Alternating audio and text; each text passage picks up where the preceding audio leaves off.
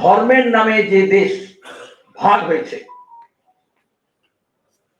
যারা আজকে বলছেন সবার উপরে ধর্ম সত্য তাহার উপরে নাই, সেখানে ভাষা আন্দোলন, মানুষের মুক্তি আন্দোলন, শোষণের বিরুদ্ধে লড়াই, তার উপর দাঁড়িয়ে মুক্তিকামী মানুষের সংগ্রাম। আজকে দেখবেন, আজকে কাগজ করলে দেখবেন যেন মনে হচ্ছে যুদ্ধ হচ্ছে। কেন্দ্র সরকার বিজেপি যা বলছিল, আমাদের মুখ্যমন্ত্রী তাই বলছেন, ভাষ্য এক, একটু ঢং আলাদা, তাহলে উইদিন দি কান্ট্রি একটা অংশের সঙ্গে একটা অংশে, among the neighboring countries একটা দেশের সঙ্গে একটা দেশে, একটা জনগোষ্ঠীর সঙ্গে একটা জনগোষ্ঠী, একটা জাতিগোষ্ঠীর সঙ্গে একটা জাতিগোষ্ঠী, তখন লেলিয়ে দেওয়া হচ্ছে। আর এটাই হচ্ছে আজকে গোটা বিশ্বে, এশিয়া মহাদেশে, দক্ষিণ এশিয়ায়, আমাদের দেশে এবং আমাদের রাজ্যে একটা বড় চ্যালেঞ্জ। আমরা সেই প্রজন্ম, যে প্রজন্ম ৭১-এর মুক্তিযুদ্ধের চেতনায় বড় হয়েছি।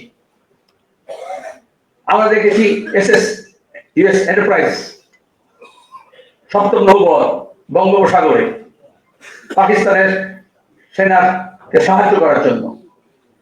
আর এই বাংলার মানুষ, এই দেশের মানুষ, তৎকালীন সরকার এবং জনগণ, সেনা, ওখানকার মুক্তিকামী মানুষের সঙ্গে দাঁড়িয়ে ধর্মের নামে যে দেশ ভাগ হয়েছে, যারা আজকে বলছেন সবার উপরে ধর্ম সত্য তাহার উপরে নাই, সেখানে ভাষা আন্দোলন, মানুষের মুক্তি আন্দোলন, শোষণের বিরুদ্ধে লড়াই, তার উপর দাঁড়িয়ে মুক্তিকামী মানুষের সংগ্রাম। এই মুক্তি চেতনা বাংলাদেশের মধ্যে এবং আমাদের এই বাংলায় আজও বিদ্যমান। তারা যা হচ্ছে সেখান থেকে দেখবেন মিডিয়াগুলো সব একসুর, সে বাংলায়, হিন্দিতে, ইংরেজিতে ছাপছে, বড় কি ছোট কি মাঝারি, দৈনিক কি সাপ্তাহিক, ঘন্টা কি ২৪, সবাই মিলে নেমে পড়েছে। ওইখানে মৌলবাদী শক্তি, জামাতপন্থী, দেশি বিদেশি সাহায্যে পুষ্ট শক্তি, ওখানকার যে রিপাবলিক অফ বাংলাদেশ, সেটাকে শেষ করছে। আর এখানে কেউ মনে করছে ওটাকে দেখিয়ে আমাদের রিপাবলিককে মজবুত করছে। আমাদের যে সেকুলার ডেমোক্রেটিক রিপাবলিক আছে, তার যে বুনিয়াদ আছে, তাকে ধরে নাড়ানো হচ্ছে। পরিষ্কার কথা। এখনো সেখানে জাপান কর্তৃরা দেশটাকে দখল করেনি, এই জন্য এখানকার অনেক হিন্দুত্বপন্থীদের দুঃখ হচ্ছে। তখন ইসলামিক বাংলাদেশ হলে হিন্দু রাষ্ট্র করা সহজ হবে।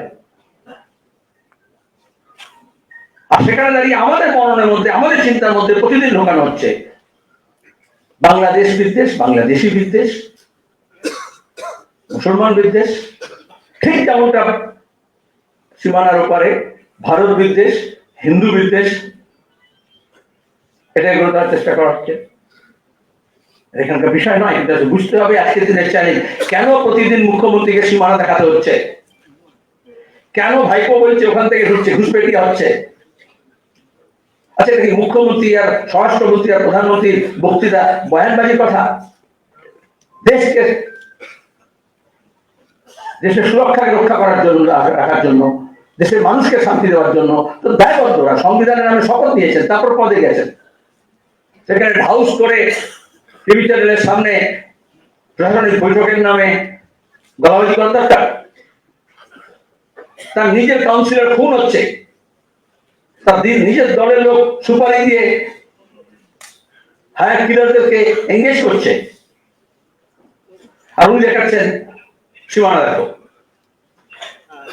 নরেন্দ্র মোদী এই শতাব্দীর গোড়ায় যা করেছেন গুজরাটের মুখ্যমন্ত্রী হিসেবে, আমাদের মুখ্যমন্ত্রী সেই কপি বুক নকল করার চেষ্টা করছেন। ওই সময়কার সমস্ত বক্তৃতা দেখুন, মুখ্যমন্ত্রী নরেন্দ্র মোদী গুজরাটে, তার মিয়া মুশাররফ পাকিস্তান, এমনকি নিজে মিটিংটা একটা লাল কেল্লার মতো সব মঞ্চ বানাতেন, যেন পুজোর সময় না রকম মণ্ডপ হয়। আর সেখান থেকে একেবারে পাকিস্তান के अंदर घुस के मारेंगे বলতো না, এখন যা এখানে বলছে পেট্রোল সীমানায় গিয়ে বাংলাদেশের মধ্যে ঢুকে পড়বে, আর অনেকে বিশ্বাস করে বোধ হয়, সকালে উঠে কাগজ পড়ে দেখে মনে হয়, রাতের বেলা টেলিভিশন দেখে মনে হয় এই বোধ হয় যুদ্ধ লাগলো, আর এই বোধ হয় সব ঢুকে পড়ছে। লালকৃষ্ণ আদবানির সময় থেকে বলে আসেনি যে পাক অকুপাইড কাশ্মীরে ঢুকে গিয়ে আমরা মুক্ত করে নিয়ে চলে আসবো? গত 10 বছর ধরে বালাকোট, গালওয়ান, তারপর হচ্ছে আমাদের এখানে ঢুকলাম, এই দেখে চীন আর ভারত, তার মধ্যে কতটা ঘৃণা হতে পারে, চীন নির্দেশ হতে পারে, ওখানে কতটা ভারত নির্দেশ হতে পারে, তার জন্য সব ফটো লাগানো হচ্ছিল না ক্যাননের মধ্যে। এখন হচ্ছে না, এখন 2026-এর নির্বাচন। রবীন্দ্রনাথ বলেছেন, আমি একটা উর্দু কবিতার কথা বলি, উর্দু শেরে আছে, सुना है सरहद में काफी तनाव है। सरहद মানে হচ্ছে সীমানা, तनाव মানে হচ্ছে उत्तेजना।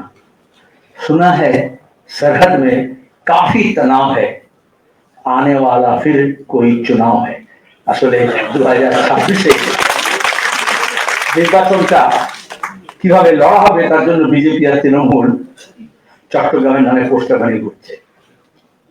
তারা তো ইংলিশ বলতে হবে, তারা তো কসবা বলতে হবে, তারা তো কাউন্সিলর কেন খুন করছে বলতে হবে, তারা তো আজিকর বলতে হবে, কেন বিচার হচ্ছে না কেন, ব্যবিচার কেন, অত্যাচার কেন, অনাচার কেন, গণধর্ষণ কেন, সেটা বলতে হবে। তারা তো জিনিসের দাম কেন, রসুন কেন 350 টাকা 400 টাকা কিলো হয়ে গেল, কেন পেঁয়াজ চাষিরা পেঁয়াজের দাম পাচ্ছে না, কেন গত বছর আলু চাষিরা সর্বশান্ত হয়েছে, অথচ আমাকে 40 টাকা বেশি আলু কিনতে হচ্ছে শীতকালে। এসব কোনো দরকার নেই।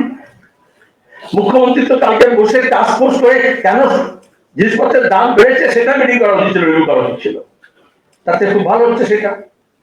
একইভাবে পাকিস্তানেও আমরা একটা পর একটা প্রধানমন্ত্রী দেখেছি যারা কাশ্মীর দেখিয়ে পাকিস্তানে ভোট করেছেন।